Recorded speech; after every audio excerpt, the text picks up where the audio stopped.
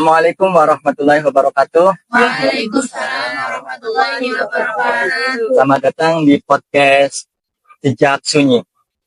Pada podcast kali ini kita akan membahas tentang muhasyafah dalam ma'rifat, fana dan baqo. Saya sebagai moderator dan Bapak Lutfi Ubaidillah sebagai narasumber yang akan langsung memaparkan tentang ma'rifat dan fana dan baqo di dunia akhlak tasawuf. Jadi apa sih Pak tentang makna ma'rifat, fana dan baqo itu? Ya, sebagaimana kita sering mendengar istilah ma'rifat, fana dan baqo ya. Sebenarnya fana, baqo itu adalah rangkaian yang masuk dalam bagian konsep ma'rifat. Nah, sekarang pertanyaannya ma'rifat itu apa ya? Ma'rifat itu adalah terbukanya hijab antara seorang hamba dengan Allah Subhanahu wa Ta'ala. Nah, karena terbukanya hijab, maka dia mengenal Allah, dia melihat Allah. Tapi melihatnya bukan dengan indera, bukan dengan mata, bukan dengan hidung, bukan dengan telinga, tetapi melihatnya dengan hati. Nah, ketika Allah Subhanahu wa Ta'ala bisa terlihat oleh seorang hamba dengan hati, maka otomatis dia pasti akan jatuh cinta kepada Allah Subhanahu wa Ta'ala. Nah, ketika jatuh cinta kepada Allah Subhanahu wa Ta'ala, maka dia terpukau kepada Allah Subhanahu wa Ta'ala. Dalam keadaan terpukau itulah kemudian jiwanya mengalami fana. Apa itu fana? Fana itu adalah hilangnya kesadaran diri terhadap selain Allah. Walaupun fana itu ada step-stepnya. Step pertama, dia akan hilang kesadaran terhadap semua makhluk Allah. Dia nggak sadar ada langit, dia nggak sadar ada bumi, bahkan dia nggak sadar ada orang di sekelilingnya. Sehingga dia hanya menyadari adanya Allah dan dirinya sendiri. Nah, itu fana. Nah, setelah fana, kemudian dia mengalami baqo. Apa itu baqo? Baqo itu adalah kesadaran jiwa yang terpukau terhadap Allah Subhanahu wa Ta'ala yang memiliki sifat al-jamil. Al-jamil itu apa?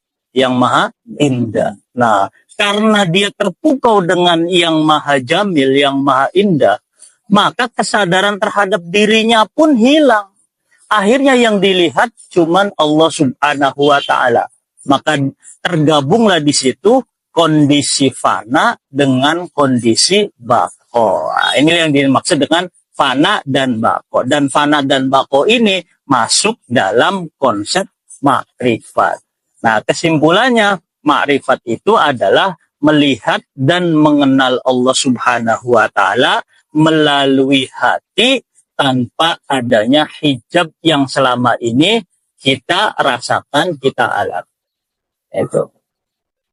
Lalu pandangan kita buat kedepannya tentang ma'rifat, fana dan baqo ataupun tentang ilmu akhlak tasawuf yang seakan-akan orang mengira itu bahwa akhlak tasawuf itu sesat, Pak. Itu bagaimana pandangan? Iya. Selama ini orang mungkin image-nya mengatakan bahwa tasawuf itu adalah ilmu yang mengandung sinkretisme. Ilmu yang diimage-kan dengan magic, perdukunan, kebal bacok, kebal tahan banting, bisa ngilang dan lain sebagainya. Padahal akhlak tasawuf itu nggak ngurusin hal-hal seperti itu. Memang itu ada bagian tersendiri dalam bab di dalam ilmu tasawuf, tapi itu bagian dari karomah.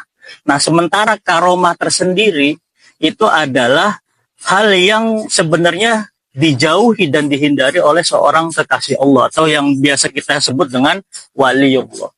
Jadi kalau para nabi, para rasul itu mendapatkan privilege dari Allah Subhanahu wa Ta'ala itu berupa mukjizat.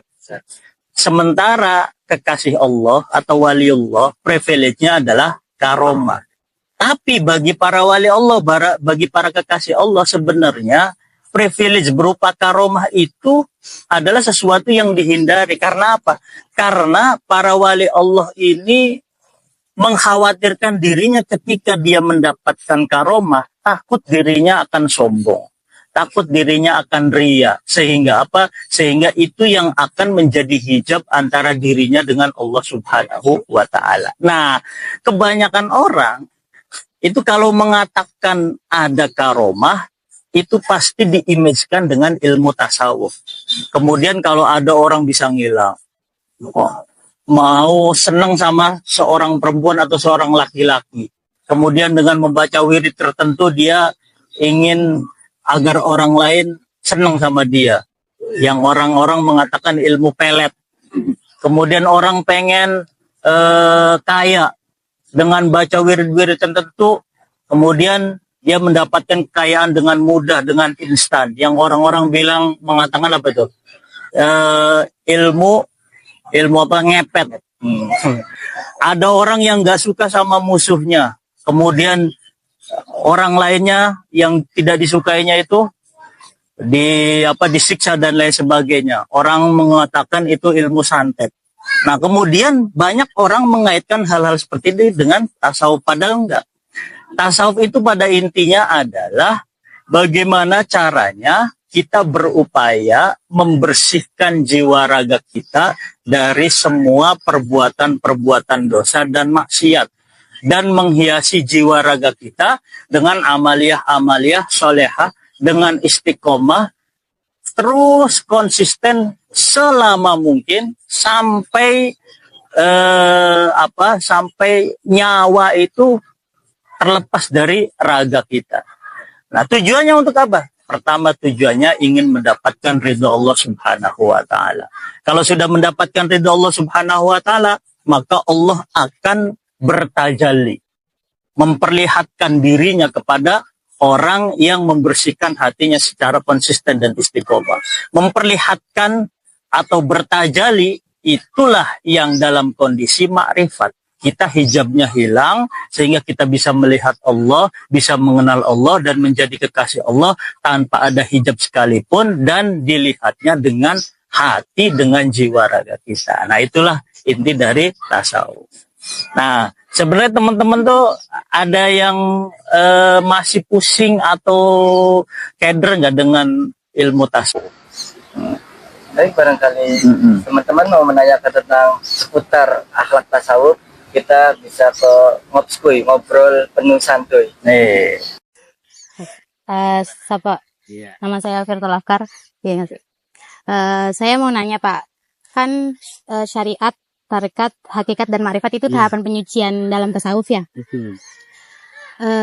Aku pernah dengar Bapak, katanya tahapan tersebut itu tidak ada di zaman Nabi.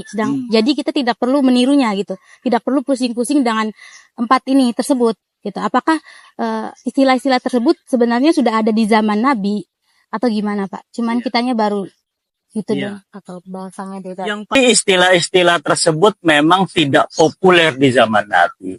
Tapi istilah-istilah tersebut sudah ada di dalam Al-Quran ataupun hadis. Syariat ada di dalam Al-Quran dan hadis. Istilah torikot ada di dalam Al-Quran. Istilah hakikat ada di dalam Al-Quran dan hadis. Istilah ma'rifat pun ada di dalam Al-Quran dan hadis. Tetapi tidak dipopulerkan secara sistematis di zaman Nabi. Nah, tasawuf sendiri itu adalah ilmu, sebagai sebuah disiplin ilmu, itu mulai lahir secara sistematis itu pada abad kedua Hijriah atau abad kedua sampai ketiga Hijriah.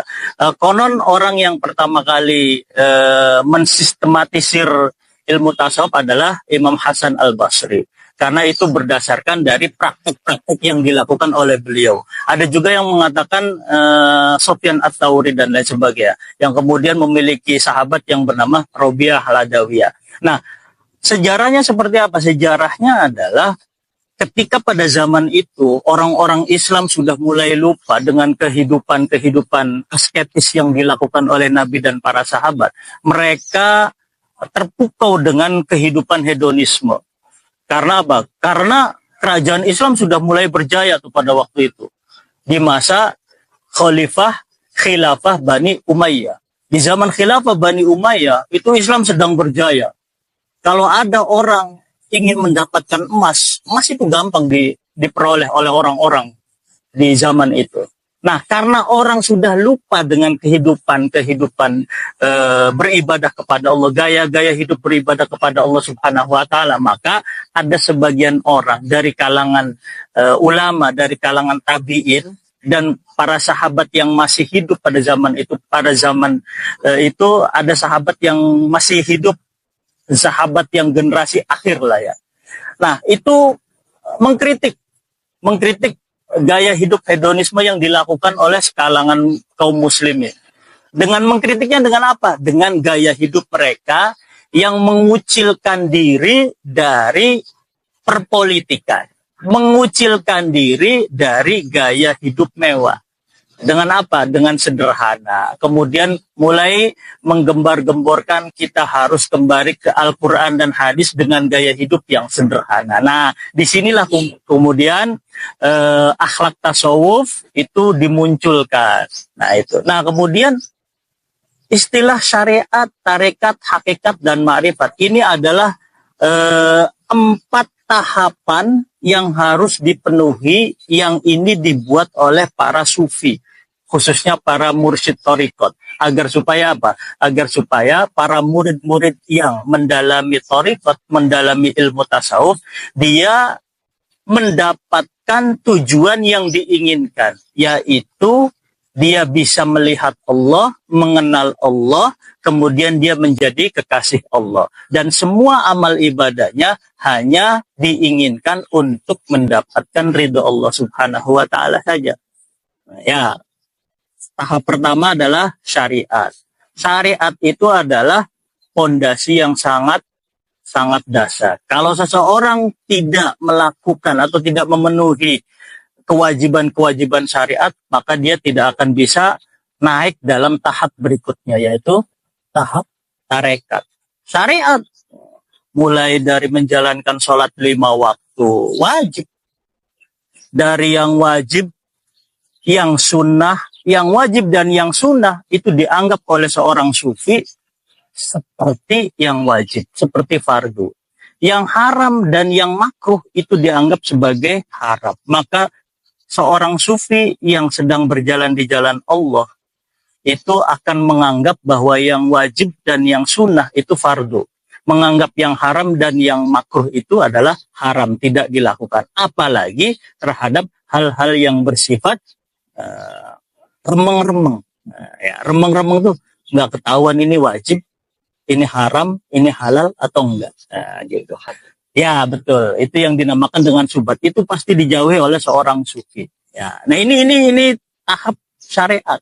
Setelah tahap syariat mereka kuat, istiqomah, konsisten menjalankan semuanya, maka kemudian masuk dalam tahap tarekat. Nah, tahap tarekat ini yang dalam istilah sufi itu dia melakukan tahalli. Tahalli itu menghiasi jiwa menghiasi jiwa untuk melakukan amaliyah solehah. Intinya dia berzikir. Kemanapun dia berada, dia berzikir kepada Allah. Dalam keadaan ramai, dia berzikir. Dalam keadaan sepi, dia berzikir. Fa'ainama tuwallu fatamma wajhullah. Kemanapun dia berada, dia melihat wajah Allah. Melihat wajah Allah itu apa? Dia melihat ada yang indah-indah, dia berzikir. Subhanallah. Dia melihat hal-hal yang enggak baik, dia berzikir juga. Dia melihat hal-hal yang menakjubkan, dia berzikir juga. Menerima sesuatu yang enak, alhamdulillah. Dia melihat sesuatu yang menurut dia ini salah nih, astagfirullah dan lain sebagainya. Jadi semuanya itu diimplementasikan dengan berzikir kepada Allah Subhanahu wa taala. Nah, itu tahap tarekat. Kemudian setelah setara syariat dan tarekat dilakukan secara konsisten dan istiqomah, Allah akan menganugerahkan dia berupa hakikat dan ma'rifat. Begitu. Baik, apakah jadi di dunia modern ini apa? Apakah kita itu bisa melakukan tahap-tahap seperti syariat, tarekat, dan ma'rifat ya Pak? Karena di dunia ini kan penuh dengan ego ataupun godaan apakah kita bisa mengamalkan hal-hal tersebut? Sangat bisa sekali. Yang penting adalah kita konsisten, kita kuatkan niat kita sebelum kita masuk dan terjun di dalam praktek-praktek amaliyah tasawuf.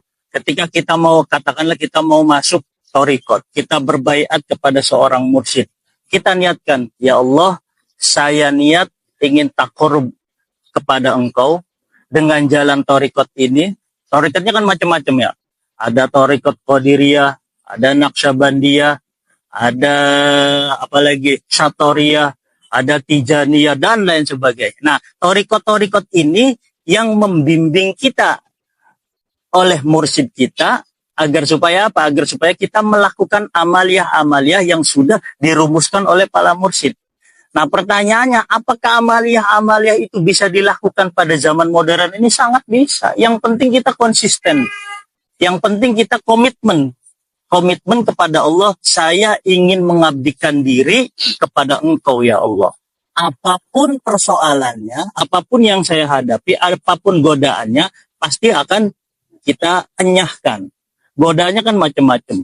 Godaannya dari internet, dari hiburan, dari persoalan-persoalan di lingkungan kita, dan lain sebagainya.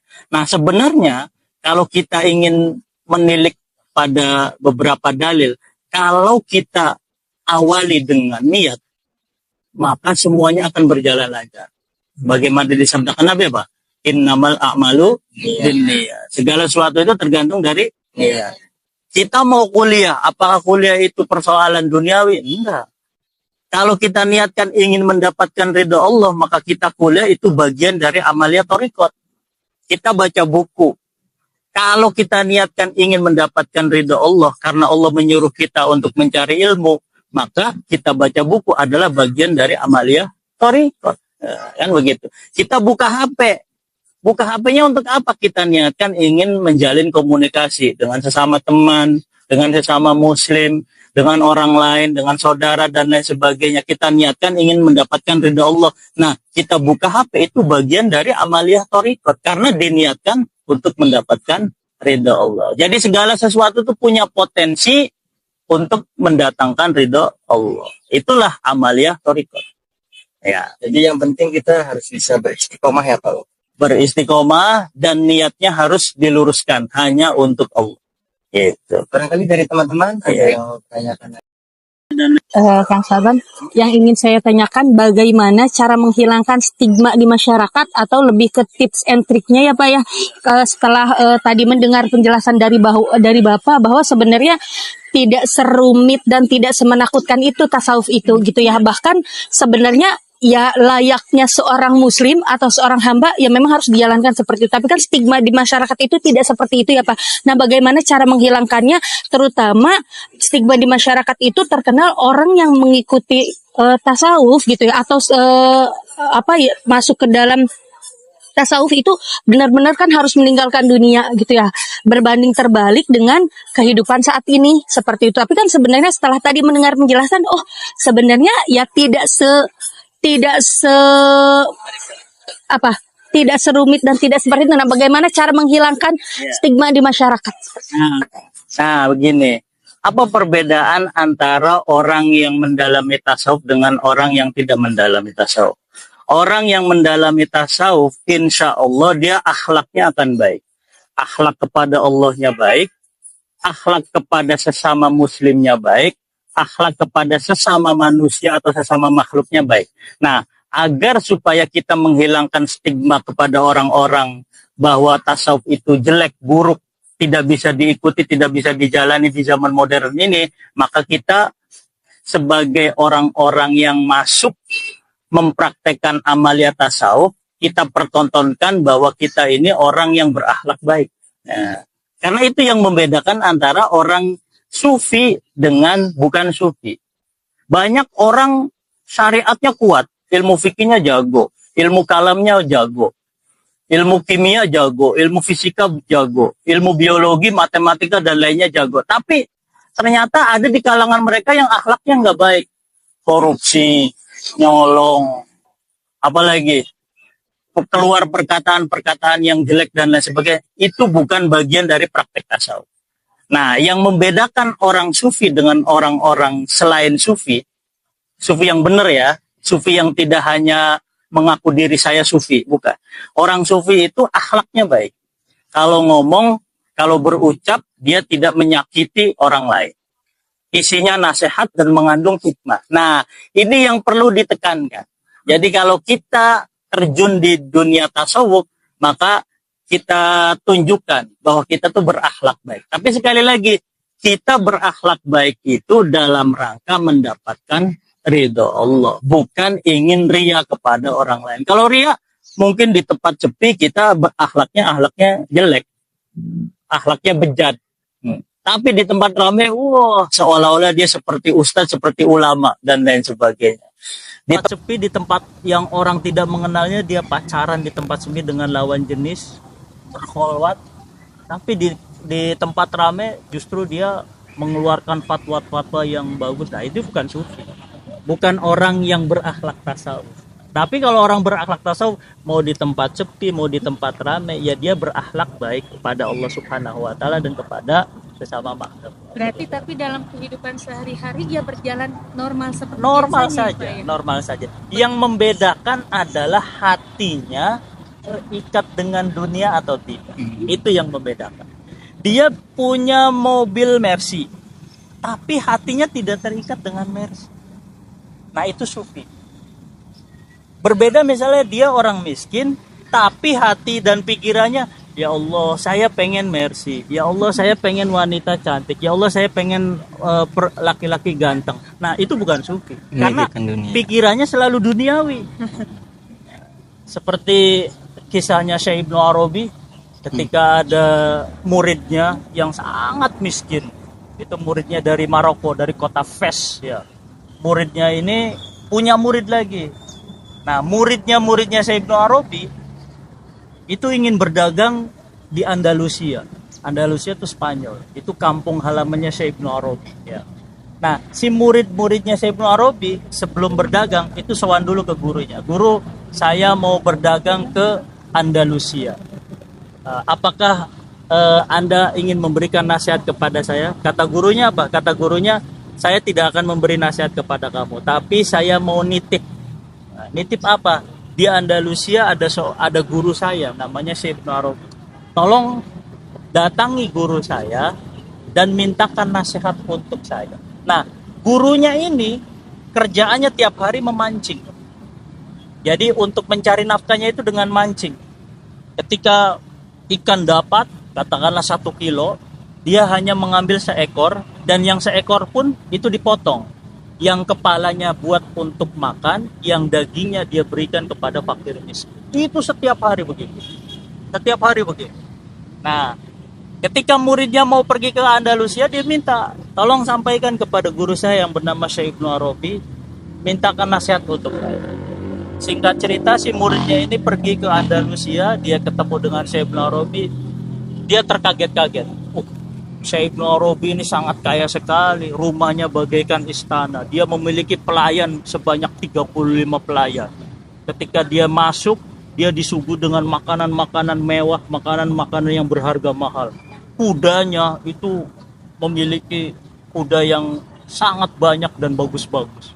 Sehingga si muridnya Syekh Ibnu Arabi ini mengatakan, apa nggak salah guru saya memiliki guru yang begini mewahnya?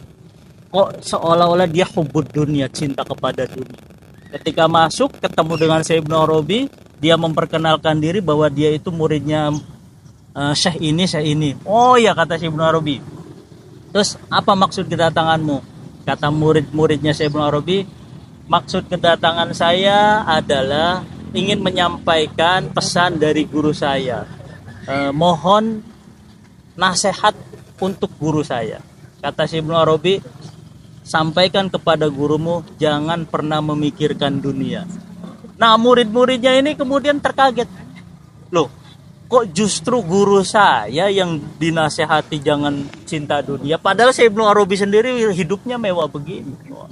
Nah, singkat cerita, si muridnya itu pulang kampung ke Fes, ke Maroko, ketemu dengan gurunya. Ya guru, saya nggak terima apa? Apa guru tidak salah memiliki guru yang seperti itu? Kenapa emang? Syekh Ibnu Arabi itu seorang yang sangat kaya raya. Dia kayaknya hubud dunia. Ketika saya masuk, rumahnya bagaikan istana. Pelayannya aja 35 orang. Ketika saya masuk disuguhi makanan-makanan mewah, kudanya banyak sekali. Kalau zaman sekarang mungkin mobilnya mobil-mobil mewah. Ada Lamborghini, ada Ferrari, ada BMW. Mercy dan lain sebagainya. Tapi apa guru? Syekh Ibnu Arabi mengatakan bahwa guru harus jangan memikirkan dunia. Loh, apa ini nggak salah? Ketika disampaikan nasihat seperti ini, gurunya langsung pingsan. Setelah itu siuman lagi, setelah siuman, benar apa yang dikatakan guru. Loh, kenapa? Semakin terheran murid. Kata gurunya, Syekh Ibnu Arabi mengatakan seperti itu karena setiap hari ketika saya memisahkan antara daging ikan dengan kepala ikan, saya selalu membayangkan bagaimana enaknya memakan daging ikan. Berarti kan saya memikirkan duniawi. Sementara Syekh Ibnu Arabi walaupun hidupnya bergelimang harta, tapi hatinya tidak pernah terikat dengan harta itu semua. Jadi kalau ada orang yang minta kudanya, maka kudanya pasti akan diberikan. Kalau emas dan uangnya hilang, maka dia tidak akan bersedih karena semuanya dianggap milik Allah Subhanahu wa taala. Nah, seorang sufi itu begitu. Dia tidak terikat dengan apapun. Kita punya HP hilang ya sudahlah, mungkin ini rezekinya seperti ini. Kayak misalnya ada seorang mengandung 9 bulan, kemudian ternyata keguguran, bayinya meninggal dalam perut, maka dia tidak terlalu bersedih. Wong dia juga milik Allah. Anak saya milik Allah. Allah akan mengambil kapanpun dia mau. Nah, begitu ya. Berarti kita harus ikhlas juga Pak dalam di tahap sufi itu. Apakah kita memang harus menilai sufi itu kaya atau tidak? Jangan itu tergantung penilaian kita ya Pak. Jadi yang menjadikan dia sufi adalah pertama niat, yang kedua pola pikir, semuanya milik Allah dan akan kembali kepada Allah. Kalau kita biasa menyebut dengan inna lillahi Wa inna ilaihi raji'un. sesungguhnya kita milik Allah dan akan kembali kepada Allah. Nah, itulah prinsip tasawuf tuh begitu, inna lillahi wa inna ilaihi raji'un. Kalau dalam prinsip Jawa namanya apa? Kalau dalam prinsip Jawa. Kalau dalam prinsip Jawa tuh saya lupa namanya, itu yang biasa diajarkan oleh siapa? Oleh Syekh Siti Jenar. Itu berawal dari inna lillahi wa inna ilaihi raji'un. Baik Pak, barangkali ada kata-kata motivasi buat anak muda tentang mengenal dunia akhlak tasawuf Pak. Iya.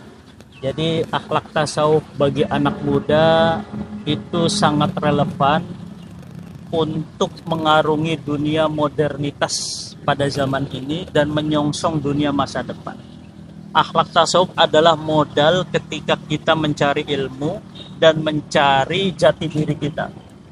Ketika kita sudah nemu bahwa jati diri kita itu adalah milik Allah, kita sebagai hamba Allah, maka kita akan berbuat sesuatu itu karena Allah.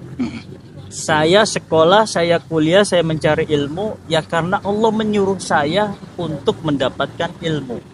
Maka saya sekolah ya karena Allah. Ketika saya bekerja, saya mencari nafkah, maka semuanya karena Allah. Dan Allah akan memberikan rizki kepada saya karena Allah. Ketika saya mau mencari jodoh, maka saya memintanya kepada Allah menurut Allah yang terbaik seperti apa. Bukan saya yang memilih, tetapi mohon dipilih oleh Allah. Misalnya saya mau mendapatkan jodoh. Ya Allah, berilah saya jodoh yang terbaik, yang paling baik menurut Engkau untuk saya. Nah, bukan saya yang memilih. Bukan doanya bukan ya Allah jadikanlah si fulanah menjadi jodoh saya. Nah, bukan seperti itu. Kalau sufi, ya Allah berilah saya jodoh yang terbaik, yang paling baik menurut Engkau untuk saya. Nah, itulah sufi yang terbaik bagi anak muda zaman sekarang. Baik Bapak, terima kasih banyak dari mulai pemaparan ilmu dan gagasan yang lainnya. Cuman saya mau tanya, ini teman-teman punya keinginan untuk menjadi sufi atau enggak?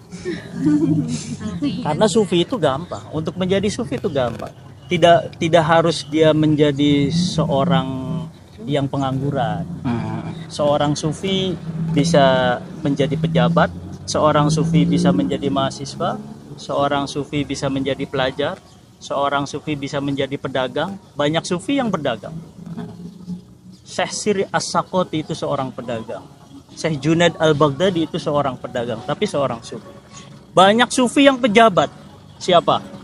Syekh Syarif Hidayatullah Sunan Gunung Jati itu seorang raja. Itu pejabat, tapi seorang sufi. Bahkan beliau itu adalah Sultanul Aulia fi zaman. Pemimpinnya para wali di zaman itu. Syarif Hidayatullah. Siapa lagi? Syekh Ibnu Arabi itu seorang pejabat, tapi seorang sufi. Atau seorang pengangguran pun bisa menjadi sufi. Jadi sufi itu fleksibel, bisa dilakukan oleh siapapun. Nah, sekarang kalau teman-teman semuanya ingin menjadi seorang sufi, itu orang-orang yang paling hebat. Karena apa? Seorang sufi tujuannya cuma satu. Siapa? Yaitu Allah Subhanahu wa Ta'ala. Jadi seorang sufi itu nggak ada yang jomblo, semuanya punya pacar.